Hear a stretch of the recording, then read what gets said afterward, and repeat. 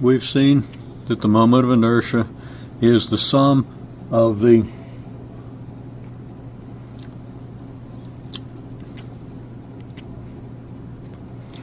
mass increments delta m ij times the x sub I star squared, this being the distance of the mass from the axis of rotation, which in this case we've specified to be the y-axis. And this is in turn equal to, we've lost focus, come back,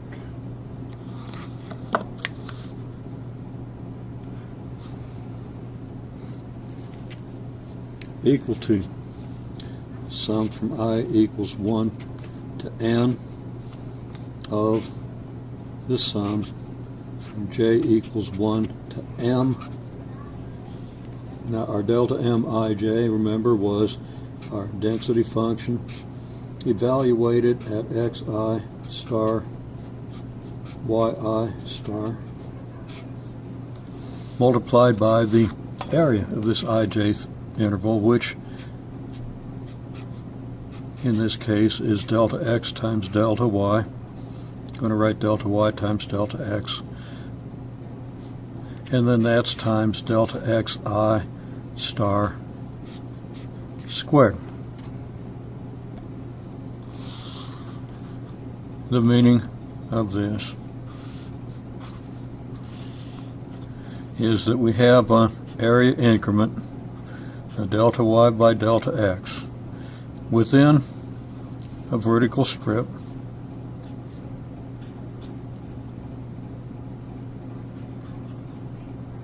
where we're evaluating the density at the point xi star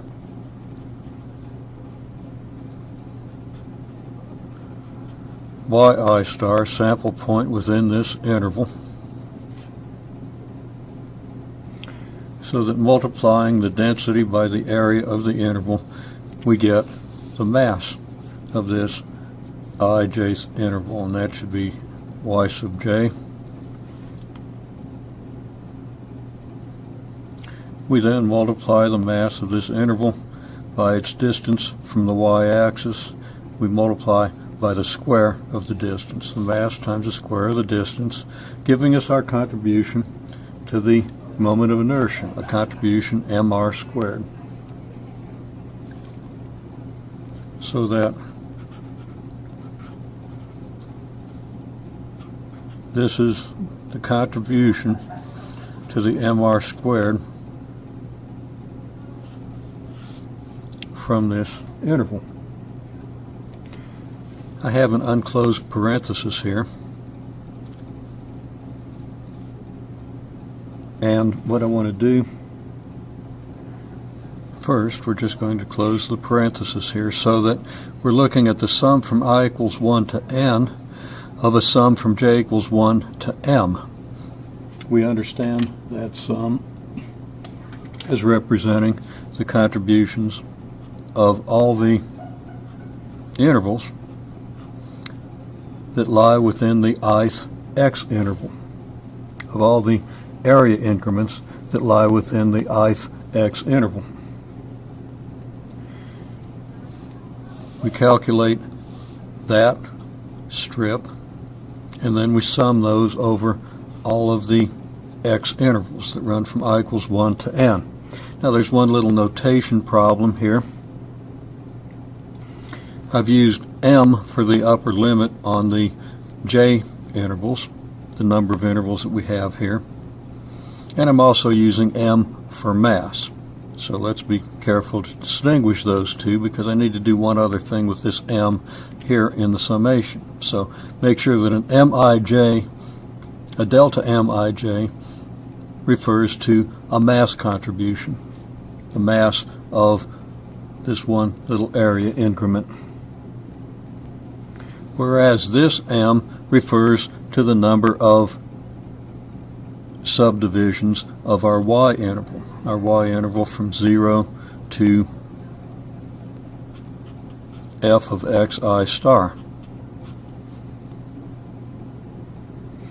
Now for different x intervals in our partition of our original interval, we're going to have different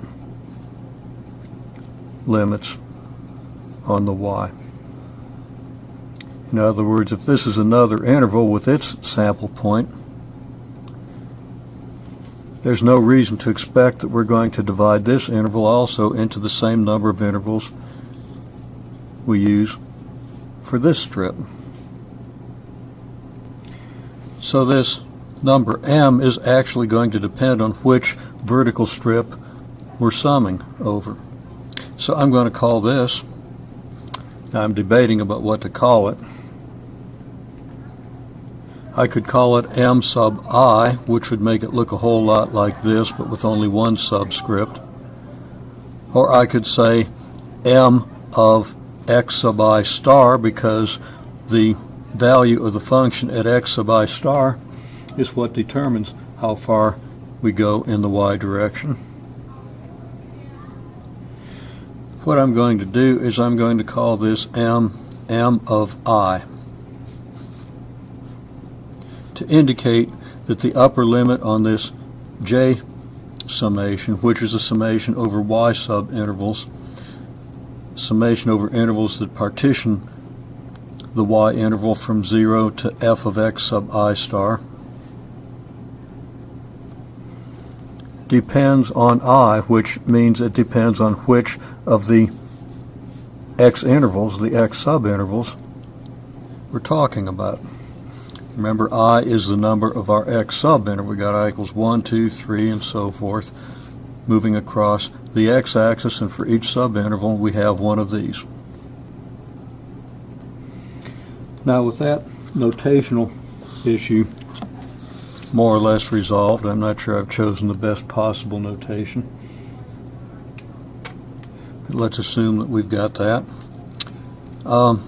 We take another step here. What we're going to do is we're going to factor out the delta x. Delta x is the same for every one of these intervals. We're going to leave the delta y here because that's going to be important when we start taking limits of this inner summation. So I'm going to say this equals the sum from I equals 1 to n of the sum from j equals 1 to m of I, delta of xi star, yi star, delta y, let's do our delta xi star